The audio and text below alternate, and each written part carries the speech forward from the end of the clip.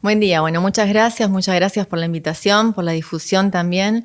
Y es un plan de trabajo que presenté en el CONICET. Primero iba a presentarlo en el 2023, después se fue prolongando y en el 2024 fue presentado en julio y la resolución en enero de este año, de 2025. Y se llama Las Escuelas Laínez como Patrimonio Educativo y Cultural, Territorios, Edificios y Archivos del Sur Santafesino. ¿Qué son las escuelas Laínez? Las escuelas Laínez son las escuelas que fueron creadas por el Estado Nacional en el territorio de las provincias. Nos vamos un poquito para atrás y en 1884 se había sancionado la Ley 1420, que era la de educación pública gratuita y obligatoria hasta de primaria. Entonces lo que se estaba viendo era que en las provincias había una gran diferenciación en cuanto a las provincias y la llegada tanto de los estudiantes y de la creación de escuelas. Y después en 1905 el senador por la provincia de Buenos Aires, que se llamaba Manuel Laínez, propone crear escuelas, pero organizadas y administradas por el Consejo Nacional de Educación, es decir, de parte del Estado Nacional. Son las escuelas de la Ley 9474. Claro. ¿Y cuál es el legado social que dejaron estas escuelas? Que es básicamente lo que vas a estar investigando, ¿no? Sí, exactamente. Más que nada, que estas escuelas lo que posibilitaban o lo que proponía la ley era que estas provincias, si lo solicitaban al Estado Nacional, podían crear las escuelas y lo que permitía era un gran involucramiento por parte de la comunidad. Porque si había una iniciativa, se trataba de ver la cantidad de analfabetismo que había en la zona, se solicitaba al Estado Nacional y también los vecinos podían colaborar en cuanto a la donación de lo que era una parte de una hectárea de campo o 3/4 de una hectárea, y allí colaboraban tanto en la construcción, en la donación del edificio, como también en la construcción. Entonces la comunidad encontraba un trabajo conjunto, se puede decir, entre los vecinos, las autoridades también a veces locales. Entonces llegó eso a generar un sentimiento de pertenencia muy importante y de sostenimiento incluso en el tiempo, no solamente en el momento de la creación, sino después, posteriormente, para el mantenimiento del edificio, para buscar las condiciones para que las escuelas sigan funcionando. Más desde el archivo, y vos le vas a dar otra mirada, más la mirada de las bases, ¿no? Claro, exactamente. Cuando uno presenta un proyecto de investigación, lo que tratan de analizar también es la vacancia investigativa, y en este sentido lo que se priorizó fueron trabajar sobre los archivos y los testimonios locales.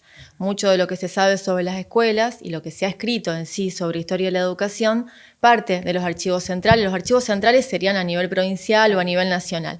Entonces, mucho se escribió a partir de ellos, y en realidad lo que estuvimos viendo, que es lo que se puede contar de las escuelas desde abajo, desde los registros locales, desde los que quedó en las escuelas, más allá del tiempo que transcurrió, es totalmente valioso y se puede generar otro tipo de escritura que no contradice, pero sino complementa muchísimo lo que ya está escrito. Aparte de nuestra localidad, ¿qué otros pueblos o ciudades de aquí del sur de Santa Fe entran en este trabajo tuyo? Sí, yo lo que propongo es analizar las escuelas Laínez del departamento Caseros, pero vengo formando parte de un equipo de investigación interdisciplinario en donde está compuesto por arquitectas, por cientistas de la educación, antropólogos, que venimos trabajando sobre las escuelas Laínez del sur de la provincia de Santa Fe. Entonces ahí incluimos también otros departamentos, pero particularmente yo me focalizo en las del departamento Caseros. ¿En Arequito cuántas había? En Arequito había 11 escuelas rurales y de ellas eran 7 que eran Laínez, que se fueron creando en diferentes momentos. Por ejemplo, la escuela del paraje La Viuda, la escuela que conocemos como La Nata, la escuela de Dean. Cada una tiene su número, pero nosotros acá zonalmente la vamos conociendo de esta forma. Y después también la escuela de Favero, la escuela de Rondini. Todas ellas eran Laínez porque fueron creadas por el Estado Nacional. Hablemos puntualmente de esta beca que has recibido. ¿Ya empezaste a trabajar en el CONICET? ¿Por cuánto tiempo? ¿Cómo es eso? Danos algún detalle más. Sí, la beca comenzó el 1 de abril de este año. Para eso yo tuve que licenciar las horas que tenía en la escuela. Es una licencia sin goce de sueldo por becas o especialización. Esta licencia en las escuelas es por 2 años. pero la beca es por 5 años. Así que bueno, mi objetivo es poder cumplir con la beca y con el desarrollo del trabajo de investigación y presentar la tesis en ese margen. Vamos a ver si llego o no, pero es la idea esa, porque la beca, se extiende por 5 años. El lugar en donde reside la beca, que es el instituto en donde fue presentada y donde yo me desempeño, es el CURDIUR, que es el Centro Universitario de Investigaciones Urbanas y Regionales de Rosario, y está dentro de la Facultad de Arquitectura. Entonces, una vez a la semana o un poco más, voy hacia ahí, en donde me encuentro con la directora de tesis, que es arquitecta y doctora, que se llama Daniela Cataño, y mi codirectora, que es cientista de la educación, que es Natalia García. Entonces, nos encontramos como para realizar los avances y para poder avanzar esto en la escritura, en la recopilación de datos, en el ordenamiento, que es donde estoy en contacto con ellas. Este tipo de trabajo, de investigaciones que vos estás haciendo, ¿sirve para traspolarlo, traerlo aquí a la actualidad y ver cómo se resuelve el problema de la educación? Que vemos los índices de alfabetismo son cada vez peor. Sí, lo que vamos viendo, que es increíble cuando uno trabaja en historia de la educación.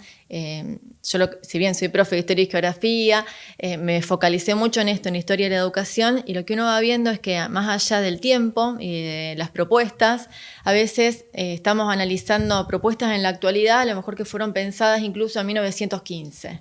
Que se habla esto de crisis educativas y crisis dentro de la educación y que se trata de planificar mejoras, y son cosas que no es que no se realizan muchas veces porque no se sepa cómo, sino porque no existe una voluntad de poder realizarlas, de poder verlas, de poder reverlas.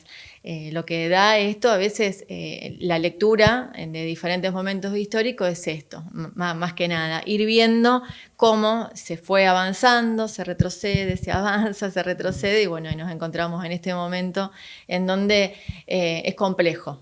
Es complejo, sí. Bueno, ¿querés aprovechar si hay alguien que te está viendo, que fue alumno de una escuela Laine, que tenga algún dato interesante para aportar? Bienvenido sea, ¿no? Sí, cómo no. A lo mejor algunos de ustedes o algunos de los televidentes ya estuvo en contacto porque, como decía antes, como ya venía formando parte de un equipo de investigación, estuvimos haciendo entrevistas, estuve en las escuelas, ya las escuelas del espacio físico de las escuelas ya las localicé a todas. Me sirvió mucho el material que dejó Tadeo Buratovich, que él trabajó sobre las escuelas rurales, también acá desde el cable. Entonces, diferentes fuentes o insumos fueron acercándome. Pero esto, bienvenido sea cualquier testimonio, cualquier registro, cualquier cuaderno de clase, porque el cuaderno de clases también nos sirve para ver cuáles eran los contenidos que iban trabajando en las diferentes escuelas, cuál era la metodología que se aplicaba, cuáles eran las estrategias. Si alguna maestra o algún vecino les quedaron materiales, también obviamente se comunican conmigo, yo voy hasta la casa, nos entrevistamos, eso a disposición, porque es algo que me parece sumamente importante para que no se pierda. Digamos, fueron otros momentos, igual las escuelas Laines, se extendieron hasta 1976, que comenzó el proceso de transferencia, y acá en la zona hasta 1980 culminaron de pasar a la provincia. Entonces son muchos años y van contando incluso la historia del país a partir de estas políticas educativas. Entonces, me parece valioso para esto, para que no se pierda, para que quede un registro, y es algo local, totalmente local, del departamento, bien nuestro.